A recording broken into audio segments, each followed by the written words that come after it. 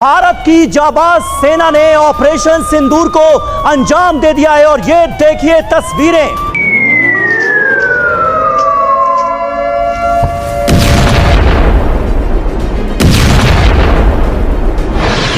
भारत ने पाकिस्तान पे मिसाइल दाग दिए हैं। ये तो भारत की बहुत बड़ी जीत हो जाएगी अगर ऐसे उसके राफेल जहाज मारना शुरू हो गए पाकिस्तान के अंदर मिसाइल अगर ये इस्तेमाल किया गया है तो वो तो कभी भी पाकिस्तान का किसी भी टारगेट को निशाना बना सकते हैं। 250 किलोमीटर अंदर अगर वो मार सकते हैं तो लाहौर तो महफूज नहीं है। फिर अगर आप बड़ी बारीकी से इसको देखें तो ये जो अटैक हैं ये रैंडम अटैक नहीं है बल्कि टारगेटेड कार्रवाइयां हैं और खास तौर पर जो मदारिस हैं उनको निशाना बनाया गया है। पूरे के पूरे पंजाब जो है उसके अंदर हंगामी हालात नाफिज कर दिए गए हैं और इस वक्त बाज़ाब्ता तौर पर पंजाब के तमाम अस्पतालों और अस्पतालों में डॉक्टर्स और तिब्बी अमले की छुट्टियां मंसूख कर दी गई हैं। सिविल डिफेंस के रजाकारों को हाई अलर्ट कर दिया गया है। तमाम तालीमी इदारे जो हैं वो पंजाब में आज बंद होंगे। स्कूलों में छुट्टियां दे दी गई हैं और इस सब के अंदर इस वक्त जंगी हालात हैं। एक बात तय है कि देखें, आपको याद है कि 2016 में जब प्रेसिडेंट ट्रंप आए थे तो उन्होंने इमरान खान आप प्राइम मिनिस्टर पे गए थे, वहां पे भी उन्होंने बातें की थी। उन्होंने कहा था कि इंडिया पाकिस्तान अगर तैयार हो जाए तो मैं मीडिएटर के तौर पे सालसी कराने के लिए तैयार हूँ। ये माजी में बहुत सारे मुल्कों ने किया। आजकल जो खबरें हैं कि ईरान के फॉरेन मिनिस्टर आए हुए हैं, उन्होंने बड़े वाजे तौर पर बातें की हैं। हिंदुस्तान पीछे हटने के लिए तैयार नहीं, सिरे से वो सिर्फ धौन दांदी से पाकिस्तान को अपने छोटे मुल्कों को दबाना चाहता है। अब हम क्या रिएक्ट करते हैं, बात असल ये है कि अगर हम कुछ नहीं करते आपके आखिरत तक मोदी प्राइम मिनिस्टर होगा जब तक वो जिंदा है। और क्या चाहिए उसको, वो तो पैदा ही हुआ है मुसलमानों को मारने के लिए। भारत ने रात की तारीकी में जिस कमीनगी और बुज़दिली का मुजाहरा किया और पाकिस्तान के नहत्थे लोगों पर हमला किया, उसका ख्याल था कि शायद वो हमें डरा सकता है, धमका सकता है और अपनी ताकत का इजहार कर सकता है।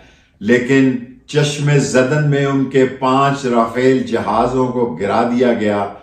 और आज हिंदुस्तान को मैं एक पैगाम देना चाहता हूं। आपने हमारी मस्जिद शहीद की, ये मस्जिद आपके निशाने पे है अरसे से, लेकिन ये याद रखें, अगर पाकिस्तान ने फैसला कर लिया तो फिर ना घास उगेगी, न बिरला जी के मंदिर में घंटियां बजेंगी, न चिड़ियां चहकेंगी, न लोग अपने आप को महफूज समझेंगे। पाकिस्तान एक जिंदा कौम है और हमारा मजहब इस्लाम शहादत को एक एजाज समझता है और शहादत हमारे लिए एक एजाज है। और अगर वक्त आया तो वक्त साबित करेगा कि हम पिछले सारे कर्जे भी उतार देंगे और दुश्मन को एक ऐसी शिकस्त देंगे और दुश्मन को ऐसी करारे वाकई सजा देंगे कि वो पाकिस्तान की तरफ देखना भी भूल जाएगा। और पाकिस्तान जिंदाबाद, पाकिस्तान की अजीम कौम जिंदाबाद, इस्लाम जिंदाबाद, शहादत जिंदाबाद और पाकिस्तान के 24 करोड़ अवाम जिंदाबाद। ऐसा लग रहा था कि जैसे सिर्फ ये डराया जा रहा है और शायद कोई इस तरह का हमला नहीं होना। और आज शाम तक भी यही सूरत हाल थी कि ये अंदाजा लगाया जा रहा था कि शायद कोई सर्जिकल स्ट्राइक करेगा भारत। लेकिन जो भारत ने हमले किए हैं वो यकीनन बहुत ज्यादा रेड लाइंस क्रॉस की हैं उसने और तवक्को से ज्यादा उसने भारी अटैक किया है ये। और मुख्तलिफ जो पाकिस्तान के शहर हैं उसने निशाने पर रखे हैं। ये बहुत अजीबोगरीब और खौफनाक सूरत हाल है। रात गए इस वक्त ये जो हमले हुए हैं उसके बाद पूरे मुल्क में एक जाहिर है खौफ हरास और अजीब बेचैनी का आलम है। सबसे पहले तो मैं आपको बता दूं कि इस बात को कंफर्म कर दिया गया है कि भारत की तरफ से पाकिस्तान के मुख्तलिफ शहरों में ये अटैक किए गए हैं, जिनमें कोटली, मुजफ्फरगढ़ और बल्कि मुजफ्फराबाद और इसके साथ साथ बाग, ये कश्मीर के इलाके हैं जहां पर ये अटैक हुए हैं। जबकि मुरीद के, बहावलपुर और अहमदपुर शर्किया, यहां पर पंजाब के इलाकों में भी अटैक किए गए हैं। अगर आप बड़ी बारीकी से इसको देखें तो ये जो अटैक हैं ये रैंडम अटैक नहीं है बल्कि टारगेटेड कार्रवाइयां हैं और खास तौर पर जो मदारिस हैं उनको निशाना बनाया गया है। जैसे कि बहावलपुर में खास तौर पर मौलाना मसूद अजहर का जो मदरसा है उसको निशाना बनाया गया है। इसी तरह कोटली में मस्जिद धमोल जो है यहाँ पर इसको निशाना बनाया गया है और इस मस्जिद के शहीद होने की इत्तलात हैं। इसी तरह मुरीद के में भी जो मदरसा है है जिसके बारे में आमतौर पर ये कहा जा रहा है कि ये हाफिज सईद साहब का मदरसा है यहाँ पर, या और जो मदारिस हैं, मसाजिद हैं, वहां पर ये दागे गए मिसाइल, और बज़ाहिर यही लग रहा है कि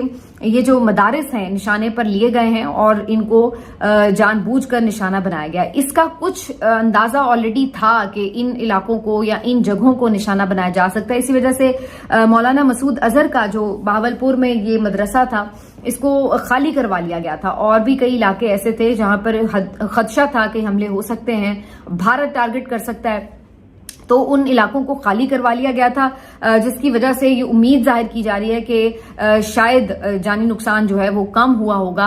लेकिन इसके बावजूद भी बहावलपुर की जो सूरत हाल है वो खासी ज्यादा खौफनाक है, क्योंकि यहाँ पर बहुत बड़े बड़े धमाके हुए हैं, और अब इस वक्त जो अस्पताल है यहाँ पे बहावलपुर के इमरजेंसी नाफिज हो चुकी है, डॉक्टर्स वापस पहुंच चुके हैं अस्पताल में, और मरीज यहाँ पर लाए जा रहे हैं जिनको तिब्बी इमदाद दी जा रही है। यहाँ पर एक मासूम बच्चा ये शहीद हो गया है, इसकी इत्तलात आई हैं, और ये एक बहुत ही दर्दनाक पहलू है जंग का।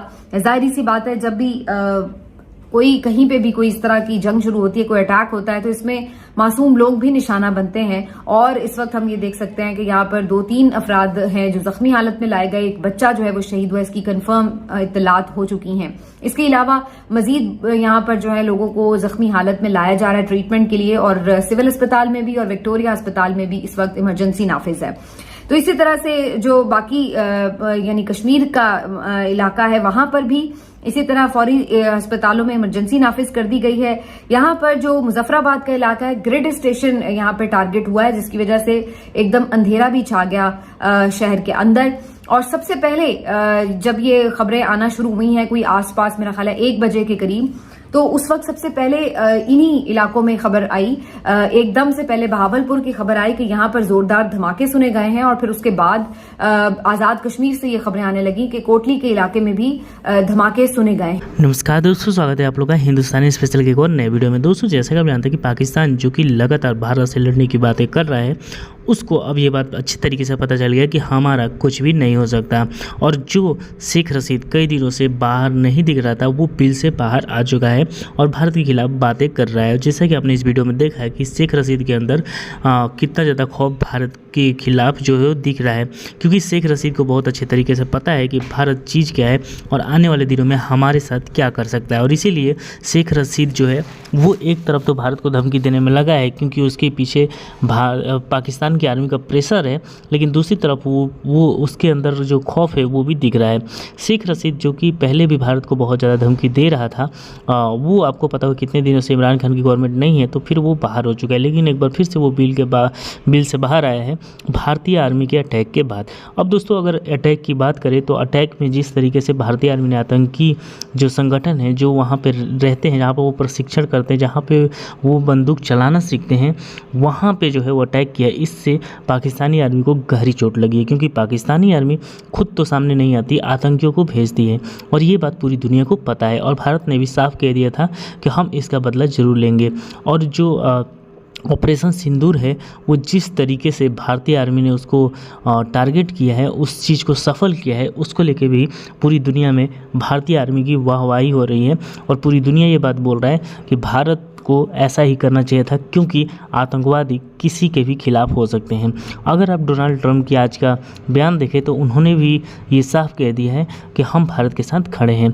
वही अगर रूस की बात किया जाए, वो इजराइल की बात किया जाए, या फिर जितने भी कंट्री हैं उनकी बात किया जाए, तो वो सब भारत के साथ खड़े हैं। पाकिस्तान के साथ सिर्फ और सिर्फ 2 देश खड़े हैं, चीन और तुर्की। सिर्फ और सिर्फ 2 देशों के अलावा कोई पाकिस्तान के साथ खड़ा होता हुआ नज़र नहीं आता। तो इसी वजह से पाकिस्तान को भी इस चीज़ का डर है कि अगर हमने एक बार फिर से भारत के ऊपर अटैक किया तो फिर अगला जो अटैक है वो हम बहुत ज़्यादा होने वाले थे। दोस्तों बस आज वीडियो में इतना ही। वीडियो को लाइक और चैनल हिंदुस्तानी स्पेशल को सब्सक्राइब कर लें, क्योंकि हम आपके लिए इंटरेस्टिंग वीडियो लाते रहते हैं। मिलेंगे इस वीडियो से, तब तक हिंदुस्तानी स्पेशल।